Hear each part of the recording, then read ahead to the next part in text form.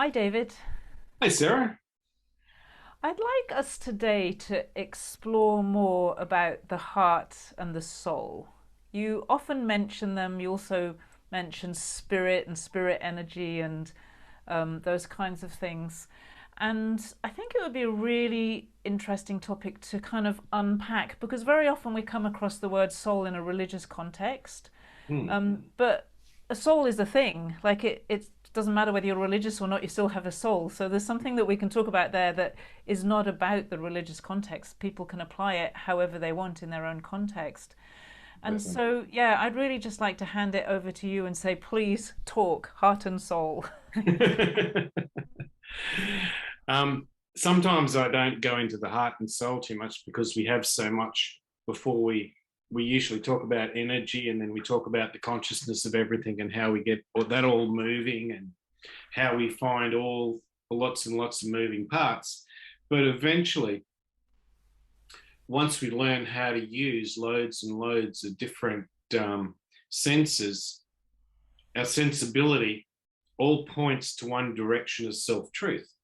And when we talk of self-truth, and it all comes back to one thing, our spirit. And then we have to digress what our actual spirit is. So the way it's been shown to me is that all our spirit basically comes, we have a spirit heart and we have a spirit soul. And once we learn how to use all the different types of energies and conscious that we have, and we get these different sensibilities because we aren't moving into the physical sense, we're moving into very broad range spirit senses, consciousness, and matter of what actually is just us. Then we need to the conversation to basically change a little bit and digress and figure out, hey, where's this all come from? Because we all have that gut feeling, and that's what we all go from, our intuition and our instinct. And our intuition and our instinct all come from our spirit.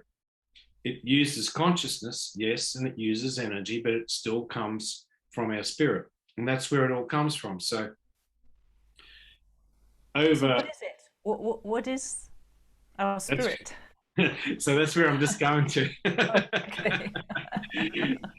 I thought you might No, be just about not to say it, and I was like, please no, tell me. no, I am getting to it, but Okay. it does take me a little. I just want everybody to realize is that before we even, um, sometimes we just think our spirit is something that we automatically um, connect to and use straight away. Well, in some instances it is, but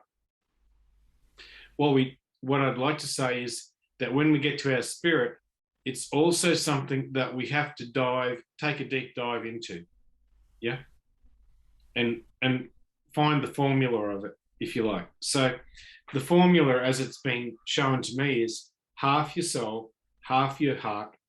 It integrates, but also when you think of your heart and you think of your soul, please think of your soul as this absolutely humongous, universal conglomerate of everything, and it's exactly the same as your heart.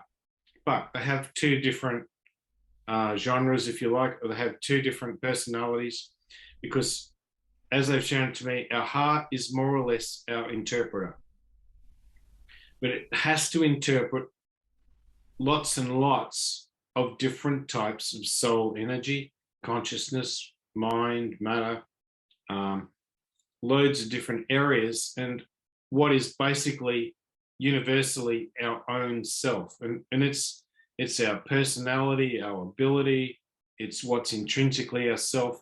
It's how we come into the world, if you like. I don't take any um, religious connotation because it's just us. And that's one of the biggest things. And if we take it in the context of if we don't use it, we lose it. And that's one of the biggest things. I think we've basically often said our soul is something that is so important, but why should it's sort of being taught, well, you shouldn't muck around with, and that's just not true. It's yours. it's you. You can't, why should you leave it to somebody else or trust somebody else to use your soul? Because it's you. It's the total start of all your makeup. And how can, it's, you've got to use it yourself. You've got to find all these definitive parts.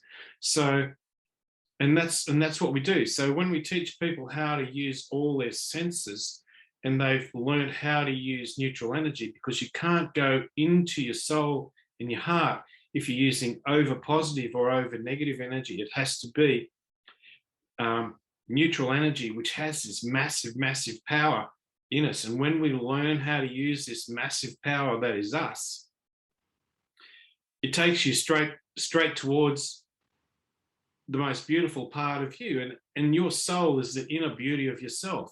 I mean, we're all trying to find the inner beauty of yourself. Well, where the heck, you can't get more basic than your soul. I mean, it's the most beautiful part of you. I mean, it's incredible. And to be able to, I just feel, honored is not the real word, but I'm so grateful that I had it shown to me how to do it, how to go in and help people how to touch it first. But when you just touch your soul, it really isn't enough. And sometimes in a meditation, you may touch your soul and think that you're really interacting with it, but you're not. Because sometimes when you've been in a meditation and you've just touched your soul, and it's like, now I get really pissed off and I'm angry because you've touched what you're missing out on. Yeah. And it's really easy to have that that feeling, that sense, and that emotion that there's so much of me that's just missing. But when you go into that soul, you're taking that massive deep dive into yourself, and there's all these different components of you that are just your personality, your makeup, what's fantastic about you. When we go back to that, we also need to learn a complete different biorhythm, and we need to use a completely different language. And when we use our spirit heart, it teaches us to use a different language, and this is the language. So we're all a little bit au fait, or we're used to using as above, as below, with depth and ascension. Yeah, we find some great stuff in there, Sarah, don't we? And we've all started with there. Yeah, it was sort of like the basic building block that we started with. You might need to unpack that a little bit, because I'm not sure that Yeah. everybody will understand if you just say as above, as below. Like for most Okay. people, that isn't a starting point at all, I don't think. Okay. Oh well, Sorry. I guess I'm not normal either. So No, you're not. I guess I'm not normal. But in most energy books, when you read through the energy, you're taught about the energy that sits in the ground and the energy that sits in heaven. Yes. So that's where it basically starts. But then we digress a bit and we find that the energy that's in the world is pretty damn amazing. There's lots of different areas of energy in the world. And eventually you get through to that there's a universal energy, which is basically like limitless, if you want to go into quantum mechanics. And it all starts there. And the same is, basically as we all know, we all come from heaven somewhere. So, but We we probably find don't all how know to that connect either. to it. Sorry. I'm being tricky today, but I don't think we all know that either. Oh, well, We maybe all we come. don't. But, well, we all say we all end up in heaven. Put it that way. Some. Hopefully. I'm really being contrary today. Some people I know say you that. can be as contrary as you like. But um, to even go from there, there's these different energy parts, conscious parts that actually work in tandem with our collective consciousness and all the different types of mind and memory and matter that we have. And this is probably getting a little bit off subject, but we are such very diverse people, and we're quite complex. But when we start to use this beautiful soul and heart spirit, instead of being complex, it's just like not second nature, it's first nature. Everything It's so becomes it simple. becomes natural. Yeah, natural is a better word than simple, isn't it? Yeah, because Yeah. simple is such the wrong analogy because it's not, you're using all this componentry which just becomes you. Now, how we do that is when we use our spirit heart and it's an interpreter, it automatically shows us that there's a lot more than as above, as below. So for people who've read loads and loads of different energy books or metaphysical, maybe perhaps books, we've all sort of found that. But there's a lot of missing components we haven't found. And one of the biggest one is our extension and our expansion. Now, extension tells us what is perfect about ourselves because this is what we need to focus on. What is actually purposeful and what is amazing about yourself, because this extension highlights all these different demographics about ourselves, all the different personalities, and all the things that you're intrinsically fantastic at. But if you don't do it, then you're not focusing what is you. So then we get a little bit, we have FOMO, fear of missing out, And we because feel we're not good enough. no, we don't. And this aspect is what?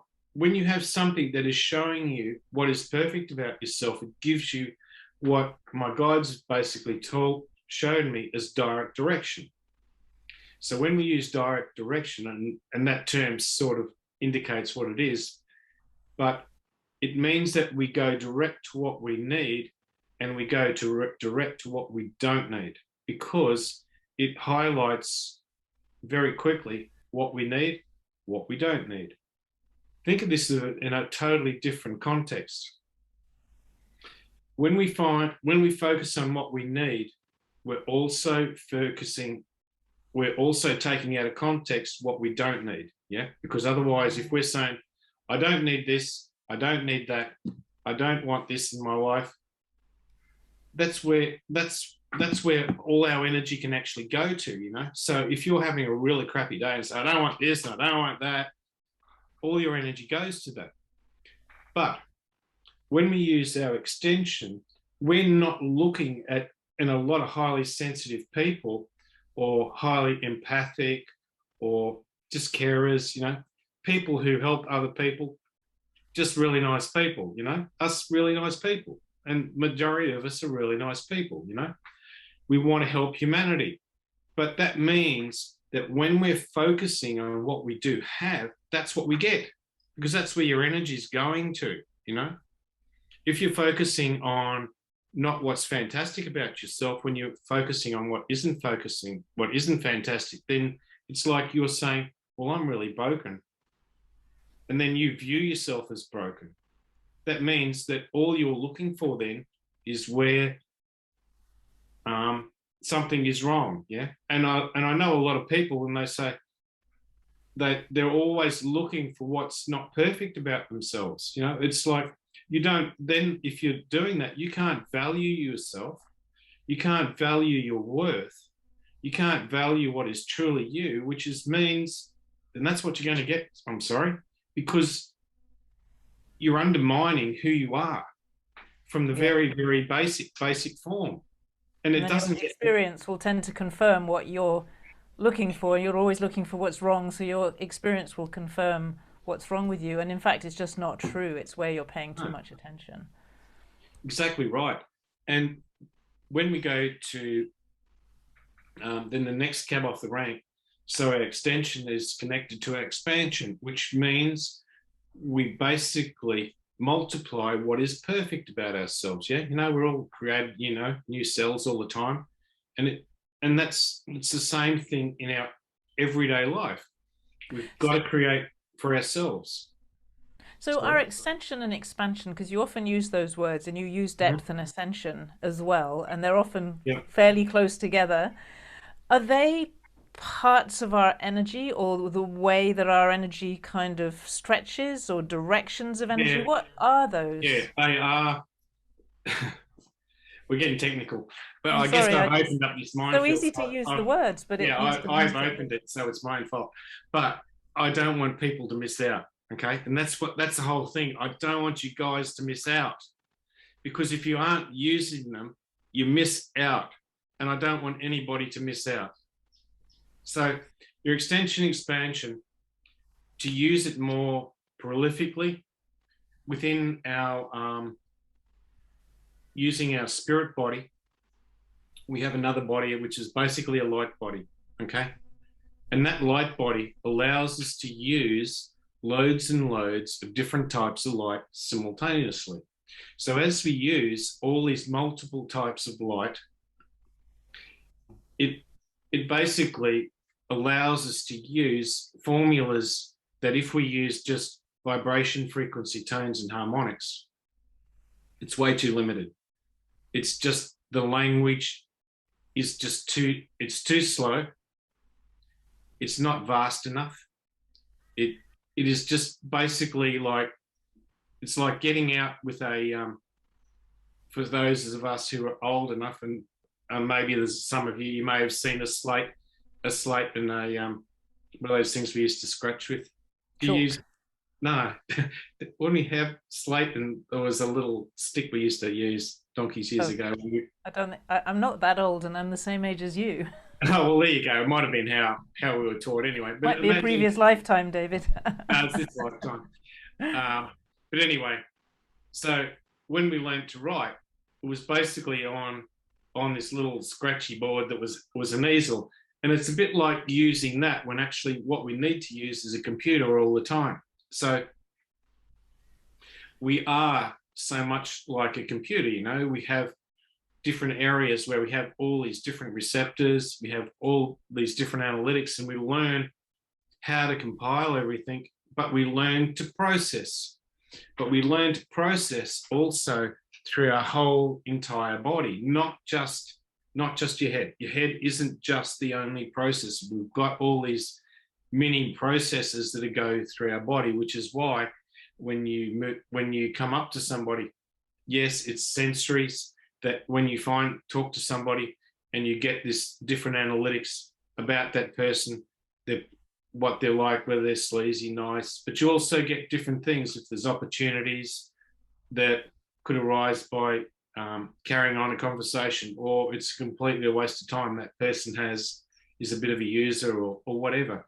But it's all these multiple mini processes that we have in our body, and they make sure that we don't miss out on loads and loads of different messages. So getting back to the extension and expansion, as we look at what is perfect about ourselves, we look for perfect matches for where, and it's basically so all the energy comes together. But what happens is when you look at universal, we see, if you imagine coaxial cable, it's like looking at two coaxial cables, which are vast, and all the light energies come together. But we have masses and masses of spectrums of light. And they carry on these quantum conversations that really you cannot talk or carry on enough information. So it's like we learn different types of telepathy, we learn different types of empathy, we learn different types of nurturing, and we use our auras to connect to lots and lots of different types of intuition and instinct, and basically use them, because our aura isn't just this, you know, how we say, oh, you've got such a beautiful aura. Well, I'm here to tell you, your beautiful aura, that energy has to be within you. And then when that energy is within you, it can talk. It carries on masses and masses of conversations.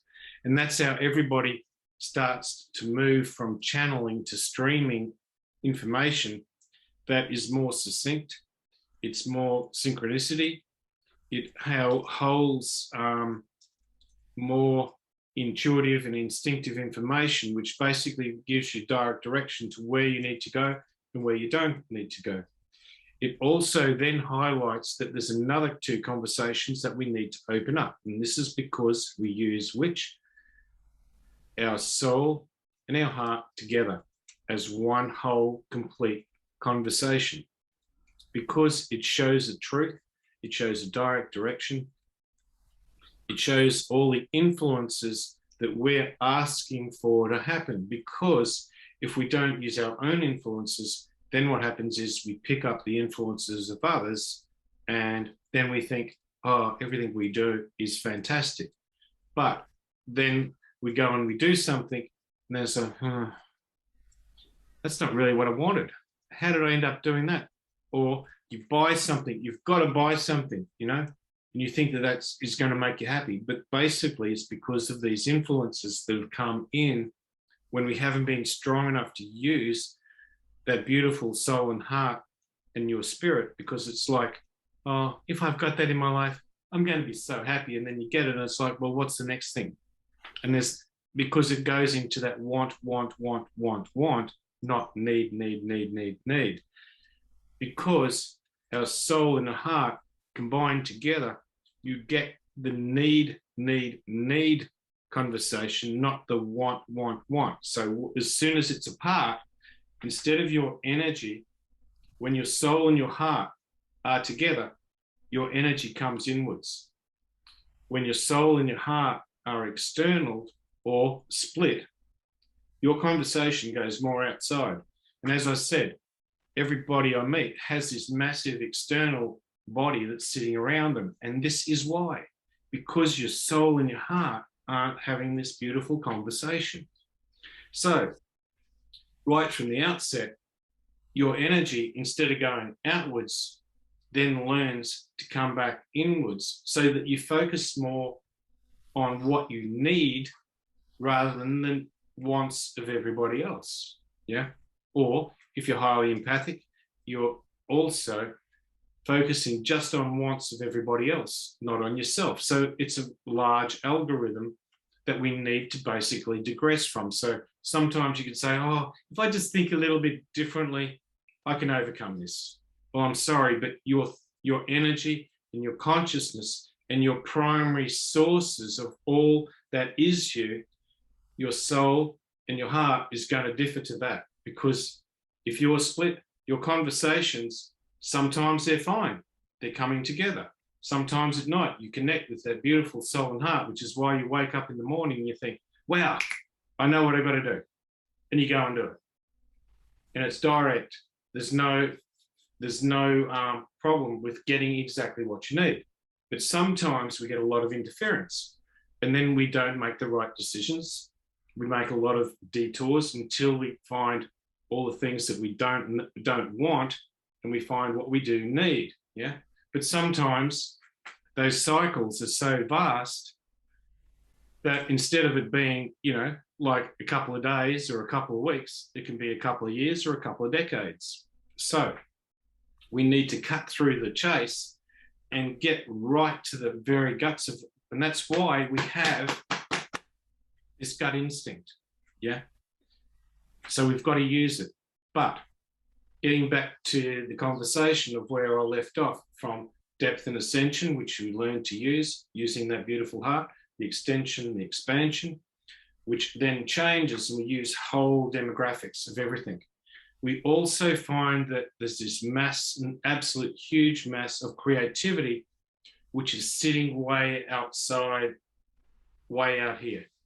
And once we find it, it's like bringing the creativity of you back in, and it's the same as your resources. The two parts move together, but at the moment, there's always this base componentry, receptors and sensors that are sitting way outside. So we're only moving on, if we've got 4 or 5%, that'd be lucky, because we often say that our brain only uses 4 or 5%, but I'd say that our consciousness and our energy only can be so limited, so that when we change that demographics, or we change the actual foundations of what we do, then that formula completely changes very quickly, which is why you notice a lot of different things. It's like waking up and you see all these different things that previously, before, it's like everything's sitting, it's like you can't see the trees for the forest, yeah?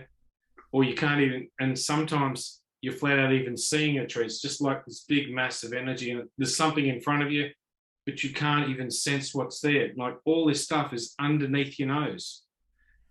And that's why I go to a lot of trouble to go through all these different biorhythms that we have, but we always go back and we always start with the sensitivity of that most amazing thing that we all almost even hope that it's working. And it's say, have you got a soul? Yeah. Well, how do you know? And I said, well, I've got one. And that was the conversation that went between me and my guys. And they said, well, that's just blind faith. And I said, yeah.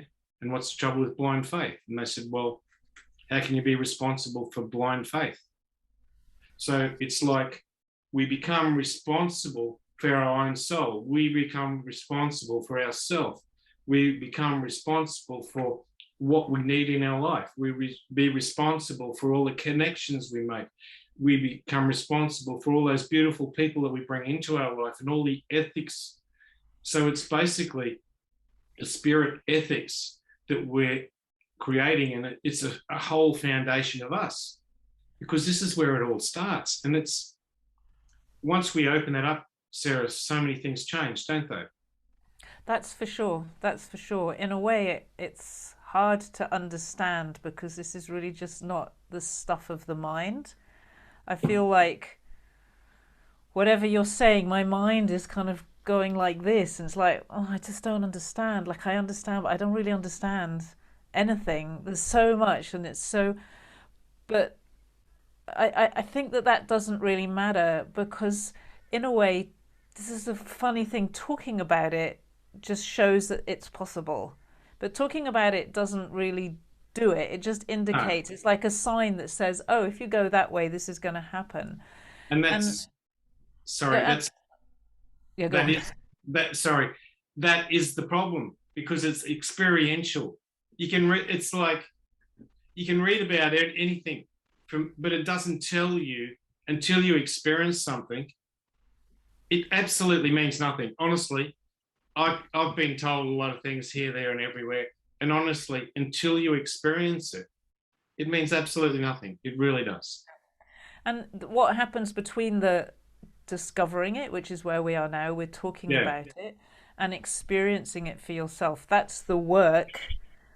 That's your life's work, it basically. is. It is. Um, It's a life's and work. and I play a part in that by kind of just like we were talking before. I'm sometimes like a bit of a bridge and help to balance the energy with that. But actually, that's your life's work. My life's work is something different. It's complementary, Yeah. but it's not the same. But when you experience it, and when your soul and heart are working together, even if you can't say all those explanations that David can say, but it's like you know that your soul and your heart are working because actually those are very fundamental human experiences that it's just like you know, and it feels better. It feels so it's so different. It's almost hard to describe it. And so we're in this funny position here in these videos where we're sort of pointing at something and explaining something that is really an experience. It's like, look, there are lots of people skiing up there, and the way they ski is they put their skis on their boots and then they point the skis down the hill, and they've got these edges, and the edges have got curves on them and friction with the snow, and none of that gives you the experience of skiing. But on the other hand, if no one ever showed you skiing and no one ever talked about it, never mentioned it to you, you wouldn't like the curiosity doesn't get sparked to say, wow, that sounds fun. I'd like to have a go at that. So there's something very powerful that happens as we're really awakening the awareness here. But also your energy starts to get curious and say, hey, I want some of that. And so it starts to go looking for what we're talking about. And I think that's a very important part of all the work. And that's something definitely that we're both doing. It is. And we're both trying to, I mean, we all, if you're looking, I mean, if you're looking at this video, the main reason that you're looking at it is that you have a curiosity about something. And we're just trying to give people some information that is probably a little bit different out of everybody's bandwidth than what you may have previously been shown. But all we're trying to say is there's a lot of elements and there's tools here that you can use to experience the most of what we're all chasing, you know. And when this all comes together, it's quite amazing, because once your energy and your consciousness and your matter all work, one, we become so incredibly quiet. We're not listening to all that junk of everybody else. It also means that the most simplest things in life are sometimes the biggest things that we're looking for. And we've so utterly undervalued. Um, and my God, it's just what makes life worth living, to be honest. I can't Yeah, put it a different way. yeah, and it enables you to do the things that you choose to do, whatever that might be. It might be living a really simple life, it might be your family is your priority, it might be that you have a business or you have some big vision of something. That's up to you. You know for yourself what your thing is, what your mission is, or what it is that you're really about in this life. But to have the freedom to do that without having to blow yourself up and pretend to be somebody, and without diminishing yourself, just by being you, to be able to function in the world with this neutral energy, and your heart is working, and you're in contact with your soul and your spirit. So the spirit is there. You don't feel those, like I used to feel I had gaps everywhere, and so it was like my spirit couldn't hold me. It couldn't follow through on things, and I knew that. I didn't know what was wrong, but I knew there were bits missing, and so I didn't have this strength inside me, and I don't feel that. I feel a strength, like a connected strength inside me that will hold me up even if things are really difficult. Um, and that's a very different experience. So That's that's a huge point, Sarah, because everyone sometimes thinks, "Oh, I must be here for some massive, massive thing that I've got to share with the world." But sometimes you're just here to be here, and you're just sometimes here to facilitate or help other people somewhere. And like sometimes some people are doing some amazing things just socially. You know what I mean, by helping people, and sometimes you don't know what you can experience until you experience it, and then sometimes who knows, you could be the person who invents something amazing or whatever. But all I'm saying is, don't think that when you connect to this, that there's this massive, massive thing that is you. Sometimes it's very simple, um, and just getting the most out of life is still why we're here. Yeah. Otherwise, we yeah. can I mean, overrate everything. yeah, to me, it's about finding your own natural place. We're an ecosystem. We live in an Yeah. ecosystem. You've got trees in there, and you've got worms and microbes, and none of them is more important or less important than any other. They're just all parts of the ecosystem. But there's no question that it's a lot easier. You know, if you're a tree, be a tree, and if you're a worm, be a worm. Like, don't It's a also worm appreciating. a worm trying to be a tree is a very, very uncomfortable thing. It doesn't Yeah. work. But I That think that's one of the great things of COVID. Um, if there is something to be taken on from COVID, if you're thinking of something good, is that it's really highlighted that everybody in a whole social system is so damn important, and so many people have undervalued, like the checkout lady who or whoever or guy who helps you, because if he's not there, you got no food. And there's all these different chains, supply chains of absolutely everything. Often, I think everybody is just used to ring up on Google, on Amazon, and something mysteriously appears, but not really valuing the full um, aspect of what it is and how something comes to be. You know, it's and all the real basic stuff, like, you know, as soon as COVID, if it all that we haven't got someone to take all that garbage away or something, you know, you, it just means everyone's the same. You know, no one's more valuable than somebody else. It doesn't matter who you are. You're intrinsic and you're valuable no matter who or what you are. And I think that sometimes people look down at themselves and think, "Oh, I've got more money than you. I'm more valuable." No one's more valuable. Everyone's exactly the same. Because if that guy who's not feeding you doesn't feed you, man, you're stuffed. And it's the same, you know, like, don't never put yourself down, because what you are doing is always of intrinsic value. You know, you have to value yourself, because what you're participating in and what you're doing is just as valuable as anybody. And I mean, sometimes the pay doesn't always say that, but trust me, in socially, no one can do without anybody. We And are social energetically as animals. well, like we all contribute our Yeah. energy, and we need all these different forms and shapes of energy, so to speak, not just everybody the same. We actually need the diversity. That's what makes the whole system work. Speaking of that, it's how we also learn to share our energy so that we move out of that physical give and take energy. We move into sharing energy.